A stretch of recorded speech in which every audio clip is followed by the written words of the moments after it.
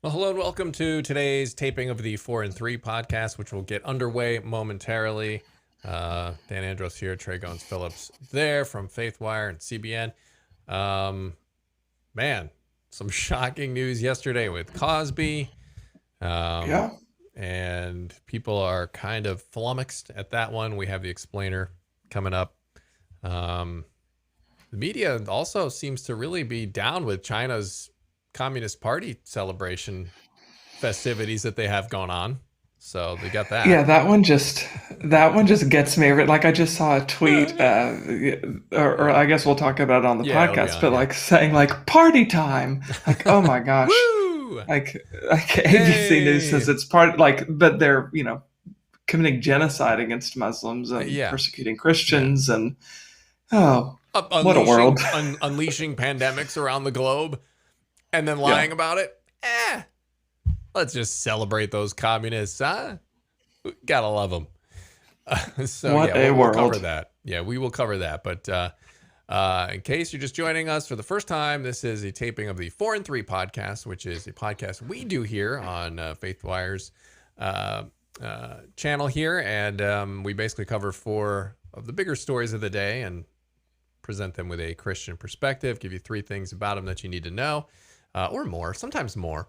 So we're taping it now, and you get to be on it. You can follow that on iTunes. We're on the iTunes. You can go to faithwire.com/podcasts, and you can check out all the episodes there. But we're here every day, Monday through Friday. So join us, stay a while. But all right, I'm gonna fire up the taping, and we're gonna get going. I'm gonna try to time it so it's just record and then tape, and then start, so then I don't have to edit after. This is the behind the scenes magic that no one cares about. But here we go. See, and I messed up. I missed the button. All right. Anyway, here we go. This time for real. Faithwire.com. Hello and welcome to 4 and 3, a podcast breaking down 4 of the most important stories of the day and 3 things you need to know about them, all from a Christian perspective. Today is Thursday, July 1st.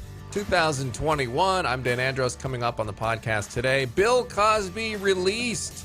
People are shocked, but should they be? We'll have an explanation as to what happened.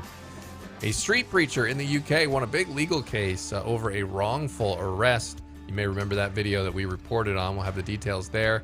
And the media is gushing over China's celebration of communism. 100 years of the Communist Party in China there. Big celebration. Party on, according to the American media. And TLC has canceled Counting On amid child porn charges against Josh Duggar, the latest of his woes. We'll have those stories and more with Trey Goins-Phillips from Faithwire.com. Trey, how's it going today? Good. Yeah, happy Thursday to you. This Cosby story really is just kind of, I know you'll have some details about how that kind of legally happened, but it really is kind of like a cultural shock just because of all the Me Too stuff and like where we've been. I think kind of people had, honestly, I was one of the people, obviously nobody impacted by it, but regular everyday people, I had kind of forgotten about all that happened with Cosby just because so much has happened since then with the pandemic and, all the racial unrest and all that. So I just kind of had forgotten about it. So it was kind of surprising to see all of a sudden like, wow, Cosby is being released. Yeah. And when you get into the explanation of it, though, regardless of your feelings on Cosby, and we'll dive in here in just a second, it's the legal explanation makes sense. And it may not be popular, but it seems like it was actually maybe the right call. And so, again, not a judgment on what he has or hasn't done with his activities, but legally speaking, there is definitely reason for it. And we'll explain here with our first story. And that is Bill Cosby getting released from prison yesterday. Pennsylvania's highest court overturned his sexual assault conviction. He was sentenced to 3 to 10 years in prison for allegedly drugging and sexually assaulting Andrea Constand in 2004. He served 3 years in prison. Helicopters actually followed his car as it picked up Cosby and headed down the highway. It was reminiscent of those scenes from the O.J. Simpson era when they were following him down the road there when he was in the car. But Afterwards, Cosby tweeted a picture of himself with a raised fist, and he had the words, "I have never changed my stance nor my story. I've always maintained my innocence. Thank you to all my fans, supporters, and friends who stood by me through this ordeal. Special thanks to the Pennsylvania Supreme Court for upholding the rule of law." Cosby's legal team also had posted on his Twitter, he said, "Attention America, they're lying to you again. Here are the facts. Contrary to the reports that you have been reading in the media, Mr. Cosby was never charged nor convicted of rape. He was convicted of aggravated indecent assault for which he maintains his innocence." Gloria Allred, who represented other accusers, said the overturning of the conviction on technical grounds was not vindicate Cosby. And she said, "My heart goes out especially to those who bravely testified in both of his criminal cases. I represented a majority of the prior bad act accusers who testified." The technical grounds is the following of the rule of law, actually, as Cosby mentioned, and here's how it happened. So Cosby had sat for a civil disposition only because former Montgomery County District Attorney Bruce Castor, whose name you might recognize because he was on Trump's for the impeachment trial there, and he had promised that he would not prosecute him criminally. So this was a deal they had made because he didn't think he could win the case, and so they wanted to at least get some justice. So there was the reason he sat for this civil disposition was because there was no chance he could go to jail. Zero, none. They had made that deal. And so he forfeited his Fifth Amendment rights and ended up, in that case, settling the civil lawsuit for $3.38 million back in 2006. Well, in their decision on Wednesday, the judges wrote that Castor had felt he would not be able to prove beyond a reasonable doubt that Cosby drugged and raped Constance. So seeking some measure of justice, Castor decided that the Commonwealth would decline to prosecute Cosby for the incident involving Constance. Therefore, Cosby would be forced to testify, or could be forced to testify in the subsequent civil action under penalty of perjury without the benefits of his Fifth Amendment privilege, as I mentioned. That's what the judges were rehashing this week. And so that civil deposition that he ended up giving was later revealed in 2014. That was the other thing. It wasn't supposed to ever come out. It was supposed to be sealed. So it got leaked in 2014. And then later, Castor had been now out of that position as the DA. And one of his successors used the statements he made in that deposition as part of the criminal trial in 2018, which that only came about because of the Me Too movement and the rise of that. And so the new DA decided to file charges against Cosby. And so this particular case did not have very much forensic evidence. It relied heavily on the testimony of the accuser.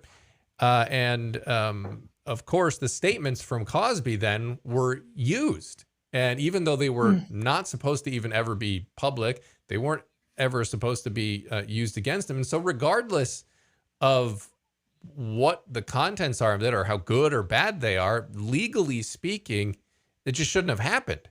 And so the judges wrote that they weighed different remedies, including having another trial for Cosby, but felt there was only one proper remedy. He must be discharged, and any future prosecution on these particular charges must be barred.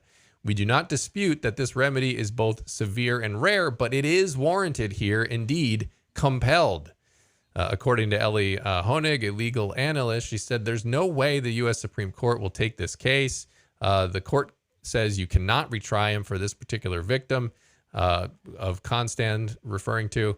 So we know that the statute of limitations has passed for many of these victims." So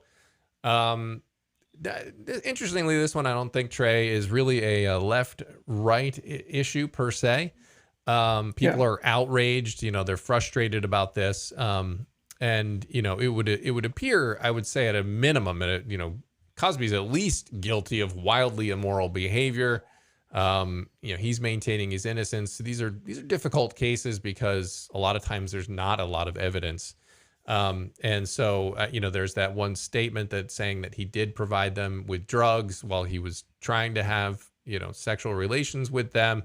And so that was used, but again, legally it should not have been allowed to be used. So Yeah. it's tough because clearly, there's some shady behavior going on, definitely immoral behavior and possibly illegal behavior going on. But again, it just shouldn't have been allowed to have been used to him in the court, given the agreement that they made in court. And that's what the Pennsylvania Supreme Court ended up deciding on. But before I throw it back to you, Trey, this is where I'll leave it.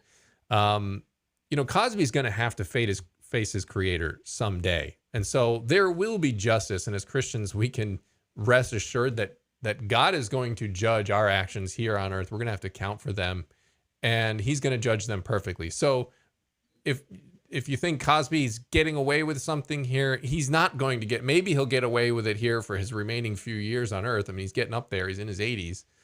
But God knows the truth, and God is a righteous judge. So he will be judged someday on these actions. So, at least as Christians, we know that much. So. Yeah. So, I mean, as a believer, obviously, I fully agree with that. I think too, though, like it just seems based on, what you were explaining as far as the technicalities that got him out and the agreements that were made beforehand, and then how it all kind of unraveled from there. Like this seems like it's the perfect storm of legal loopholes for Cosby, right? Yeah. Like everything seemed to have just kind of fallen in place. Whether it's because of the statute of limitations, these accusations didn't come until years and years and years later. So that was already kind of in his favor legally. And then the agreement with this constant issue. So it just says everything kind of fell into place for Cosby. And his age is something, too, that I think people took into account. Like he's already fairly old and, he has some health problems. So, I don't know how much longer he seems healthy. He just seems, he's had some health issues in the past. But anyway, it seems like quite a storm of perfect, circumstances working in his favor. Well, yeah. And look, you don't want, I mean, again, like you have to take whatever may have happened out of there. The fact of the matter is when the case was initially prosecuted, they had that agreement. Castor, it's not like they had this mortal lock case on him. He knew that, there's really not a lot of evidence here. And regardless if I believe it happened or not, can we get a conviction? And he did not think he could. So they made an agreement. So there's a very good chance that he could have gone to court and then it would have been dismissed at that time. And so, and so the agreement then is made, and then he gives up his Fifth Amendment rights. And then you turn around and that's just a bad precedent. Again, taking out Cosby out of this, that's not a way you want to operate legally. Like, oh, well, something popular is happening now. Let's just go ahead and ignore the law and just take those other statements out of there. I mean, you can see how that would be abused if that becomes the precedent where you can just ignore all these things that are happening or legally set, and you're just allowed to just do it because Twitter's mad about something. Whether they're right or wrong doesn't actually matter. You do not want a society that operates, that way when it comes to the law. Yeah. In my opinion. And and I think that's part of the frustration that I've had with this, like turning these high profile cases into kind of entertainment. When there's some sort of cultural movement going on, it becomes where the jury or the judge, whatever, they can't really completely separate themselves from that moment, that cultural moment. Right. So it ends up being like an activist decision, and it's not necessarily a legal decision, which is what it should be. Obviously, with these convictions and with sentencing decisions, whatever, our justice system is set up where it's beyond reasonable doubt. Are you guilty of all this stuff? So I think sometimes not just with the Cosby case, like you said, but with other stuff, we let that kind of fly out the window and be like, well, I need to do what is morally right. And the cultural moment, I need to stand up for this, whatever. And it ends up being about so much more than the case. And, that precedent could down the line be pretty unfair to somebody who's sitting on the stand. Yeah. Yeah, indeed. All right. I know I went way too long on that one, but I felt like there were a lot of details worth explaining there. So. Yeah, for sure. All right. Story number 2. So a Christian preacher in the UK has won his case against a local police force after he was arrested in December of 2019 for preaching the gospel. So the Liverpool County Court awarded David McConnell, that's the preacher's name, $4,500 plus his legal fees for his wrongful arrest, his false imprisonment, and the violation of his human rights, according to a statement from the Christian Institute, which supported the minister's case. So initially, officers with the West Yorkshire Police Department arrested McConnell for what they called a hate-related public order offense and, quote, for preaching on gay rights and abortion. McConnell said he was never told why he was arrested and was never given the opportunity to defend himself or even explain himself and what he was doing, why he was preaching, and how it came to be. He called the entire ordeal distressing. So Simon Calvert of the Christian Institute, he condemned McConnell's arrest as a clear breach of his human rights and, quote, a failure to follow the laws governing arrest and detention. He said the case, the court's decision, reaffirmed the value and importance of free speech. Calvert said that Christian street preachers have got just as much legal right to speak in public as anyone else. And the judge agreed with Calvert. He said free speech includes not only the inoffensive, but the irritating, the contentious, the eccentric, the heretical, the unwelcome, and the provocative, provided it does not tend to provoke violence. Freedom only to speak inoffensively is not worth having, the judge added. I completely agree with that comment. Yeah. I'm kind of impressed by how strong his statement was, given the UK's rules on speech. So what's the left saying? Obviously, like I just said, the laws governing speech in the UK are much different than they are here. But generally speaking, the left is more supportive of mandates from the government limiting speech. So what's the right saying? Well, conservatives are on the other end of the spectrum, generally speaking, and are pushing for increasingly less censorship. So why does it matter? I think, Dan, I was reading this story and kind of digging into this within the context of all the pastors that have been arrested in Canada recently, the restrictions on churches here during COVID. So it's good to see this victory for religious liberty. It might seem like a small one. He only got $4,500, but the court did have to acknowledge that they wrongfully arrested him and all the charges against him were dropped. So that's really the bigger deal here, is that the police force was made to acknowledge, yeah, we shouldn't have done this. We were wrong. Yeah. So I'm hoping that it sets a precedent in the UK for ministers and for preachers moving forward, because this kind of religious liberty should be protected, and we shouldn't trample on religious liberty in the name of, well, we don't want to offend somebody with our speech. I don't think that's the way to go here. Yeah, no, it is encouraging to see some sanity in a ruling like this when it comes to these free speech issues, because I think Christians, particularly in America, are sort of bracing for impact. I mean, you see what's happening in Canada. I think Christians are bracing for impact of, okay, we see where this is going. We see where the trend is heading. And so you can kind of almost like breathe a little bit of a sigh of relief and saying like, whoa, well, maybe people will realize, hey, just because maybe certain forms of speech aren't socially and culturally popular right now, like saying marriage is between a man and a woman, perhaps it's worth defending their right to say that.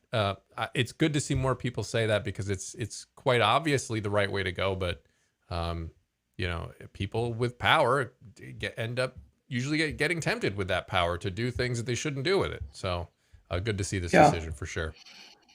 And it's frustrating to me when I hear like, well, you have free speech, but it's like, as soon as you put in the but, it's like, don't really have. You don't have free speech then. I mean, obviously there are certain exceptions you have to take on a case-by-case basis. Yeah. But like the general restrictions, like if we're just going to say, well, but you can't say anything hateful against this community and that community, that's like, okay, but those words are so like opaque or so vague. So it's like, what does hateful mean? And then you have to, you leave it up to the court to define it. So it gets kind of tricky and dangerous when you start putting limits on things that are quote unquote hateful, because then, who's to define what hateful means. But all that to say, this is certainly, like you said, a good sign and worth celebrating for this pastor.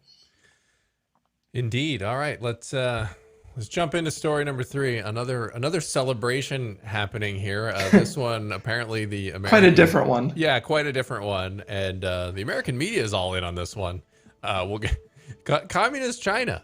They may be in the midst of hunting Bibles and rounding up Muslims and putting them in re-education camps, and also suppressing speech and brainwashing citizens about the communist regime and cracking down on Hong Kong and human rights abuses there.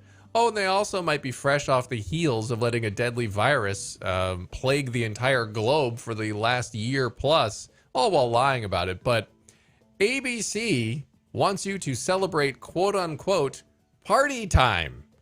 That was what the tweet from ABC News read. CNN said, this is an actual tweet from CNN. The Chinese Communist Party is about to turn 100, but Xi will be the real star. It's analysis by Ben Westcott. So the star of the whole show. And there it is. If you're watching on the stream right now, you saw they had the military jets. They had helicopters, a whole bunch of helicopters forming the number 100 in the sky. But again, it's just a disturbing propaganda display here. And again, they're celebrating communism here. I'm not sure if the people remember, but they starved millions of people there because of communism. But anyway, here's what President Xi said. He said, no one should underestimate the resolve and the will and ability of the Chinese people to defend their national sovereignty and territorial integrity. He also said, only socialism can save China, and only socialism with Chinese characteristics can develop China. He said, we'll never allow anyone to bully, oppress, or subjugate China. Anyone who dares to try to do that will have their heads bashed bloody against the Great Wall of steel forged by over 1.4 billion Chinese people. The crowd also joined in singing a song called Without the Communist Party, There Would Be No New China. So it sounds like a lovely time. According to the BBC, the 100th anniversary celebrations this morning saw military jets, as you can see there, cannon salutes, quote-unquote patriotic songs, and this, I love this line, a carefully vetted crowd were in attendance in Beijing's Tiananmen Square. Carefully vetted. I wonder what that looked like. The country has seen a media blitz in recent weeks promoting a party-approved version of China's history. And interestingly, Trey, the Cultural Revolution purges, the 1989 Tiananmen Square protests, the pro-democracy protests in Hong Kong, I don't know, the millions in starvation, in the famine, none of that was reported. The protests in Hong Kong, the people going missing there, none of that was reported as part of the China's history. So meanwhile, everyone's yelling at America to apologize for the sins of her past, which I feel like we've done a bazillion times over, but they keep yelling at us about it. But then China's sitting here doing these, military parades and celebrating communism, but no one seems to want to hold them accountable to that. So not so much a hot potato political button in America, really, on this particular parade. I think most people kind of acknowledge the ridiculousness of it, but why does it matter? It matters because China is obviously a global superpower, and they don't care about people. They're willing to lie when it came to the pandemic, and they sit there and say they handled it great. Just human rights abuses, losses of freedom. We showed the mind-altering re-education camps that they have. So all of these human rights abuses are happening, and the media is kind of just saying, hey, let's celebrate it. That's fun. And so what will rule the day, Trey? I mean, is it going to be the global elites who benefit from a powerful China, or freedom and human flourishing? I mean, we just got to be in prayer for everyone in China, because it's bizarre. I mean, Elon Musk even just tweeted out praising China. I don't know if his account got hacked or what. But that was bizarre. And it's like, you got to stand up for these people. We talk about justice and social justice and human rights. I mean, places like North Korea and China, it's like ground zero for those things. And people just seem to want to sugarcoat it.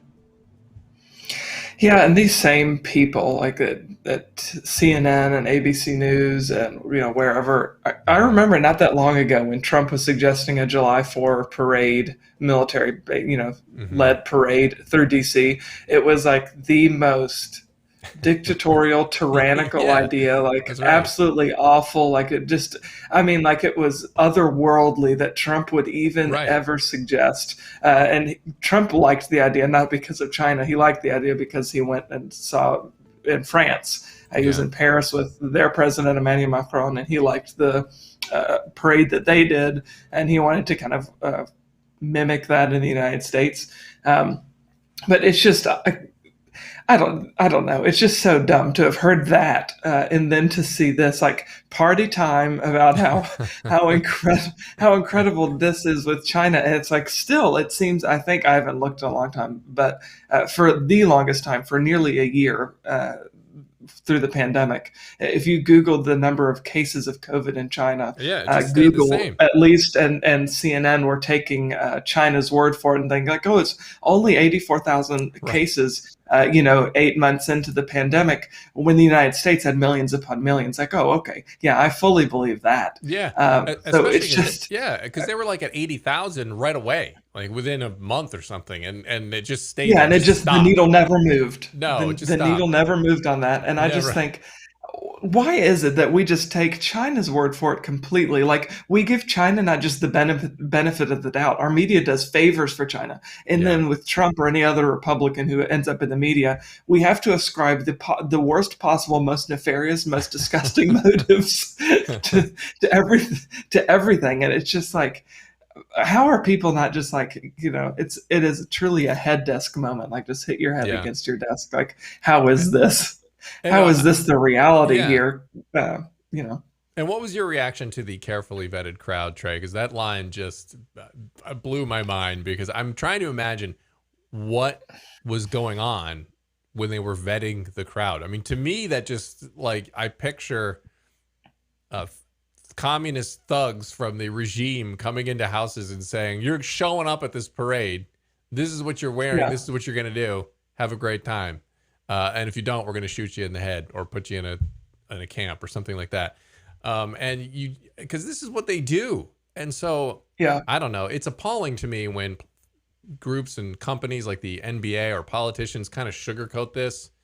The NBA, we've covered this and how they kind of, because it's big business for them trying to get into the Chinese market, they seem to overlook a lot of these injustices that are going on.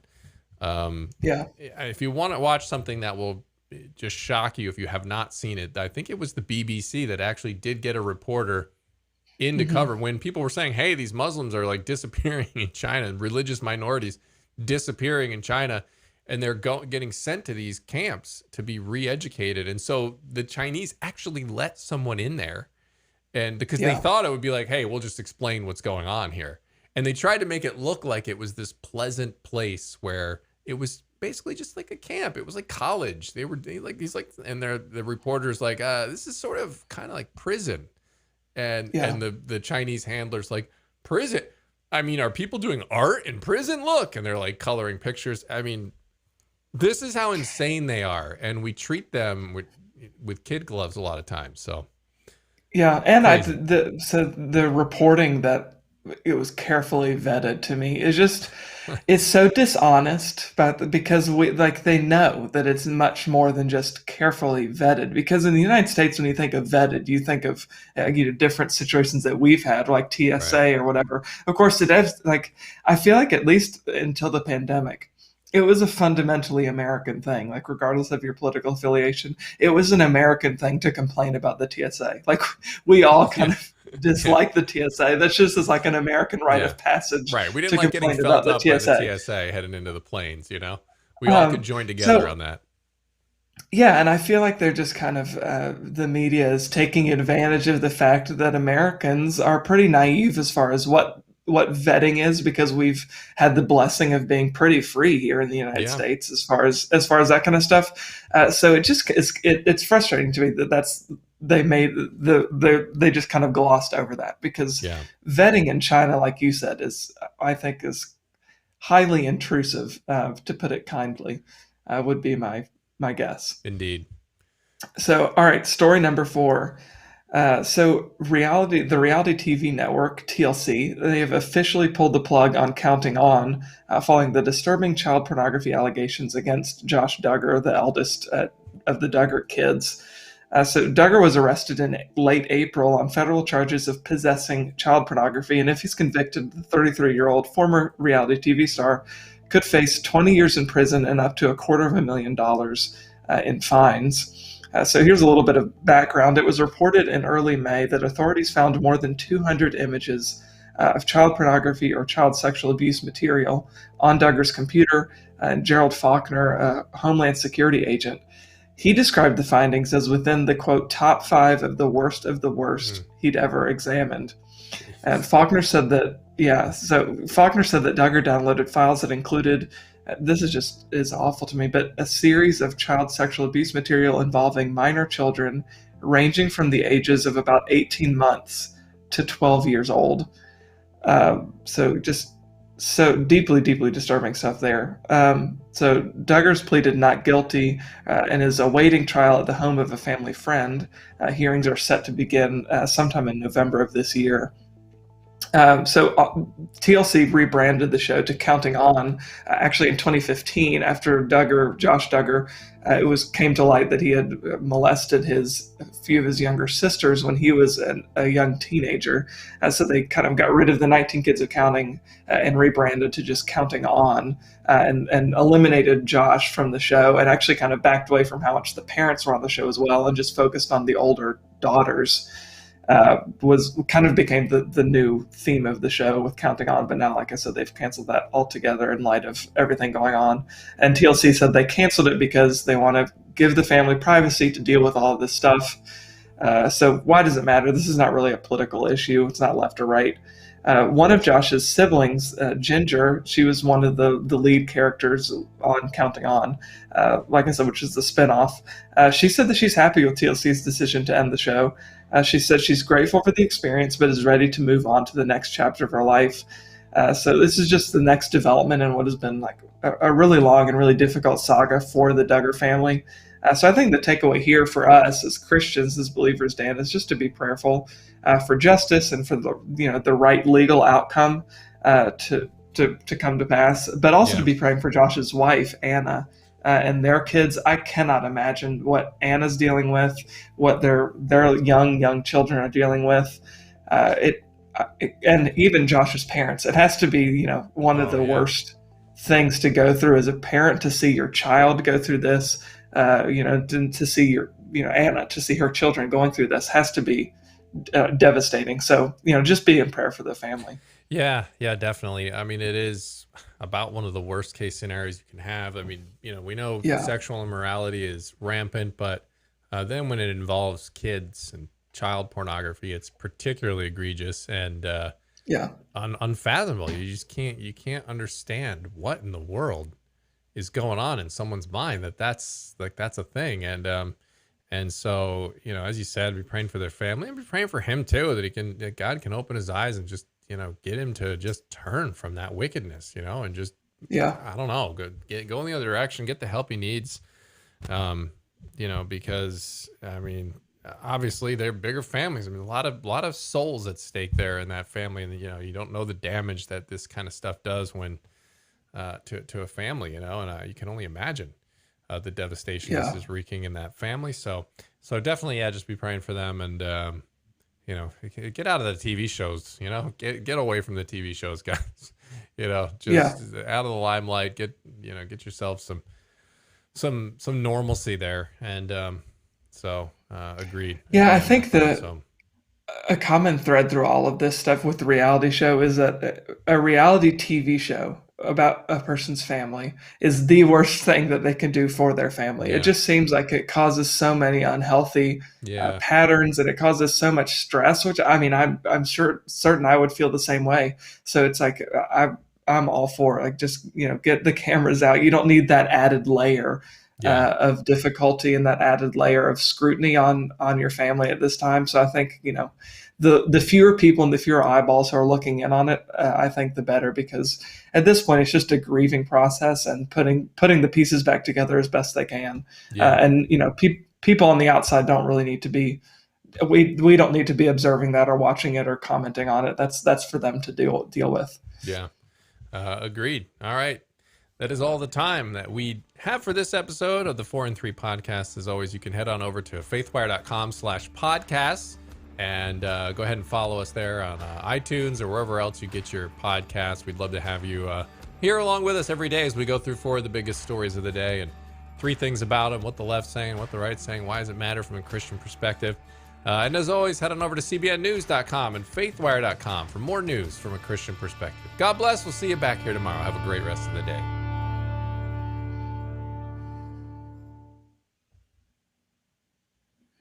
All right, I'm off to celebrate China's 100th communist birthday party. I kid. We can celebrate China, and then we can celebrate the USA a few days later. It's offensive to celebrate. I didn't even think about that comparison. Everyone's saying that how offensive it is to lift the flag up, but the American flag. But the media is all, hey, all in on China. Party on, everybody. Right. Yeah, it'll be interesting to see if ABC and CNN are posting such fawning and celebratory things about the USA on Sunday. Right. I won't hold my breath, though. Right. No, we're gonna see all the raised fists and the speaking truth to power. But yeah, it's interesting how that's not happening in China. Yeah, it's almost like they stamped that stuff out and carefully vet the crowds. Almost. So, all right, we'll see y'all back here tomorrow. Have a good one.